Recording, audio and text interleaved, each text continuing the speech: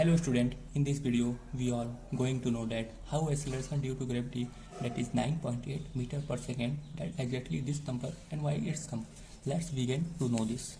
You can read the question, find acceleration due to gravity on earth by using formula. Then first of all, if you have studied the gravitation chapter, then you know this formula very well. If you did not study, then no problem. You can see here F is equals to gm1 into m2 by r square, where F represent for force, g represent for gravitation constant, m1 represent for mass 1, m2 represent for mass 2, and r square represent for radius square.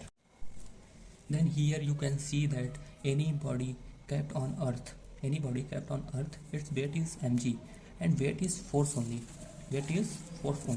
Hence any weight on earth act as force only. So let's move on, and then we keep mg in place of m. Then it's become mg is equals to g m into m by r square. Then this m and this m will cancel each other, and we get the formula for gravitation acceleration due to gravity, that is small g, is equals to big G, that is gravitation constant, is equals to mass by r square. Okay, we have to take the mass and radius of that body, which body we have to find g.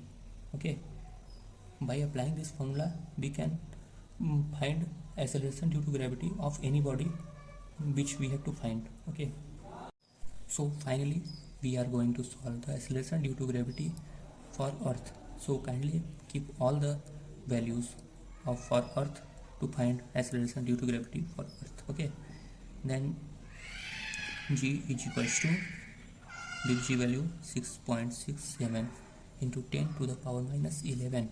Okay, then into mass of earth, here you know 6.10 to the power 24. Okay, then radius of earth 6.4 into 10 to the power 6 meter. Okay, 6 meter. Then we can, by solving this we can get the value of acceleration due to gravity for earth, that is 9.8 meter per second.